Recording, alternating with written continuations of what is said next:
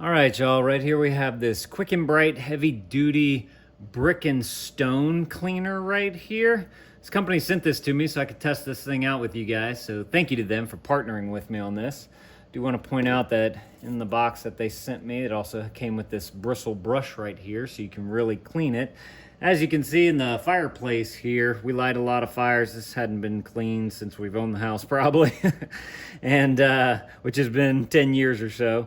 And we figured I'd test this out with this right here. It does mention that you're gonna want to use some hot water on the back of the bottle right here. It says, wet surface first, apply gel full strength with a very wet, use hot water, stiff brush, or a wet scrub sponge.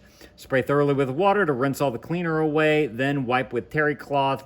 For extremely bad areas, repeat the process, but let the cleaner sit for 5 to 10 minutes.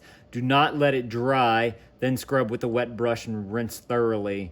Should remove smoke, soot, creosote, and pitch. And I want to, that it says all the different uses right here: barbecue grills, ovens, stovetops, microwaves, tile and grout, RV and auto. I find it interesting that they don't mention the fireplace on there, but let's go ahead and open this stuff on up and see what we got. So you have a safety seal right there on top. Let's go ahead and peel that on back. And then this is what your opening looks like right there. It's just an open hole.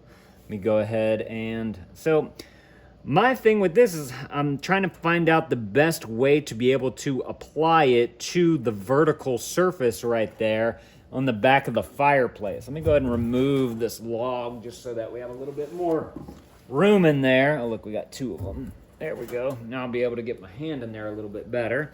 So I have a terry cloth rag right here that I could use to try and apply it onto there. They also gave me the scrub brush as well, so I'm not too sure exactly which way might be the best way. So let's try the cloth first. I'm just going to simply pour some of this right on in there. It's kind of like a gel. That's interesting. It's thicker than I expected it to be. You guys can see it right there. All right, so I just want to apply this to the area. Just gonna kind of smash it right on into there. Just like that. And you can see all the soot that was on there. I mean, that stuff is thick on there. I don't know if just doing that type of, feel like it might need to be a little bit thicker on there considering how viscous this stuff is right here. Just gonna plop a little nugget of it onto there, like direct.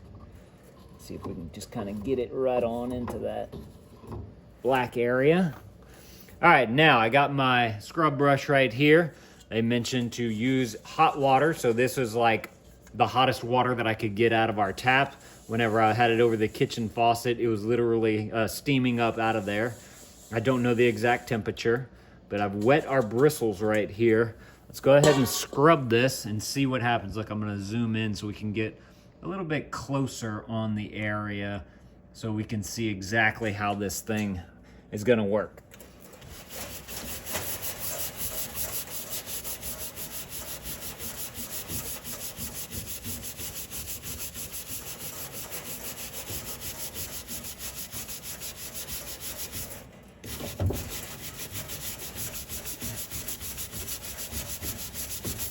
Okay, you can see on the, sorry, a little close there, I forgot I zoomed in.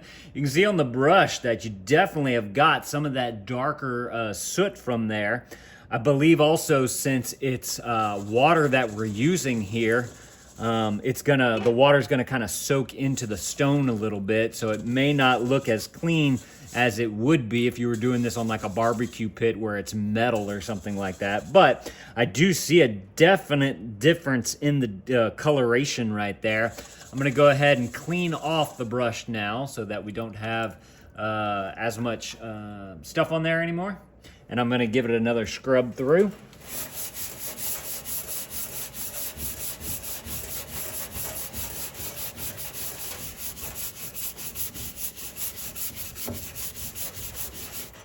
Okay, as you can see, again, more coming off.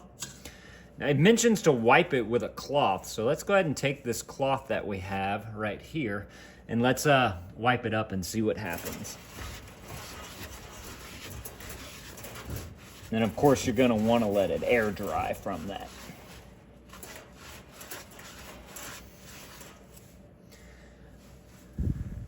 I gotta say, that worked fairly well. I'm pretty pleased with those results right there. You can definitely see that it's lightened up.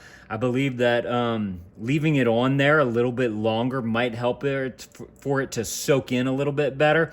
I just wish there was an easier way to be able to, I don't know, with how viscous this is, I don't think that there's a way to spray it onto there, but to be able to get it onto there a little bit easier would be nice. But other than that, this looks fantastic from the amount of, I mean, you can see right here between the darkest part right here where we didn't put anything to down here where it's noticeably lighter right there. So y'all definitely go and grab y'all some of this if this is something that you're looking for. Thank y'all for watching. Let me know if this was helpful. If it was, consider adding this to your cart, and Dad out.